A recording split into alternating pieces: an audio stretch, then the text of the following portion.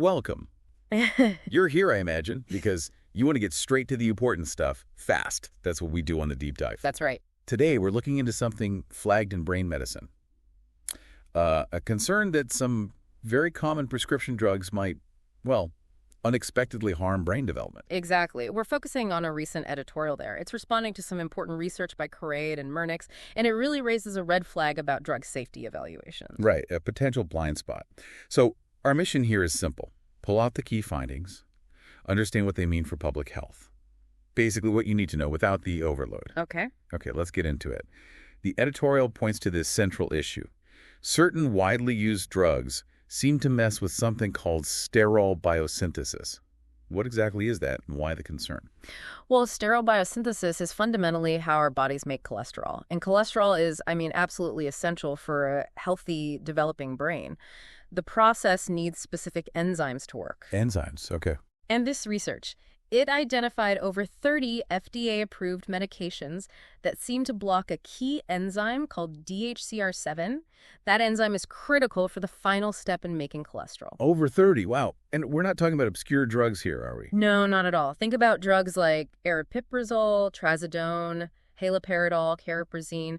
These are frequently prescribed, often for mental health conditions. Right, common medications. And the research suggests they can inhibit DHCR7. What happens then? You get less cholesterol being made and a buildup of this precursor molecule, 7-dehydrocholesterol, or 7-DHC. 7-DHC. Yeah. And that buildup, that's the problem. That seems to be the issue, yes. It's not the useful cholesterol the brain needs. And this isn't just a guess. It's been tested. It has. They've seen this effect in lab settings, in animal studies, even in human cell samples. What's quite striking is that this chemical pattern, low cholesterol, high 7-DHC, it looks very similar to what you see in certain congenital metabolic disorders. Disorders that affect development. Exactly. Conditions where babies are born with developmental problems because this pathway isn't working right. That sounds, well, quite serious, especially thinking about timing. Precisely. The editorial really stresses that disrupting this process is most worrying during critical developmental windows, pregnancy, of course, but also infancy, childhood, even adolescence. So the brain is just particularly vulnerable then. Very much so.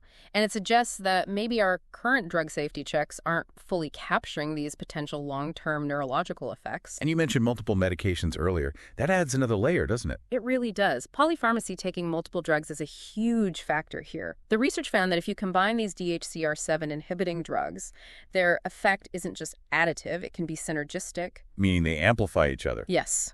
Significantly.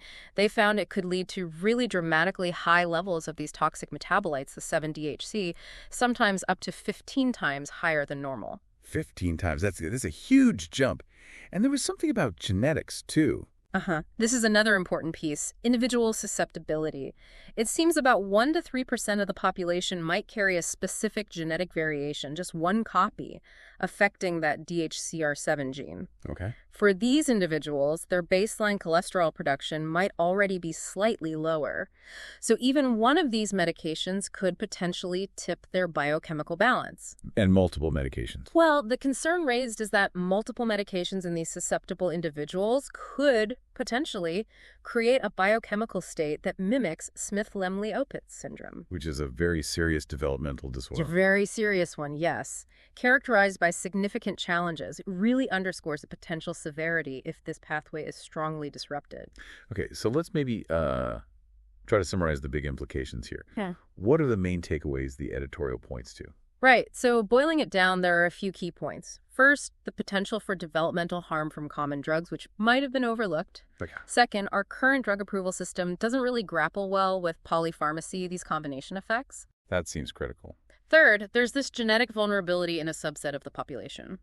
Fourth, the window of developmental vulnerability extends beyond just pregnancy into childhood and adolescence. Right. And finally, all this points towards an urgent need for changes. Changes in how we regulate drugs and how doctors prescribe them. Does the editorial suggest any specific actions? It does. On the clinical side, it suggests doctors should consider this risk, maybe even consider genetic testing for DHCR7 variations, particularly for women of childbearing age who might need these drugs. Makes sense. And definitely avoid prescribing multiple drugs that block this pathway together during pregnancy, and use extreme caution with anyone already diagnosed with Smith-Lemli-Opitz. And for the regulators, like the FDA. The call there is pretty clear. Yeah. Make screening for effects on sterol biosynthesis a standard part of drug safety testing. And, crucially, start evaluating drugs not just alone, but also in combination, reflecting real-world use. So, the bottom line is, we might have been missing a significant biological pathway, cholesterol production, through which some very common drugs could be impacting brain development. That's the core concern, yes. It's a call for, vigilance and reassessment of practices based on this emerging science. It definitely gives you pause. Makes you think, doesn't it? About how widespread medication use is, especially during those really sensitive developmental times, and whether there might be broader public health consequences we haven't fully grasped yet. Something to mull over from this deep dive.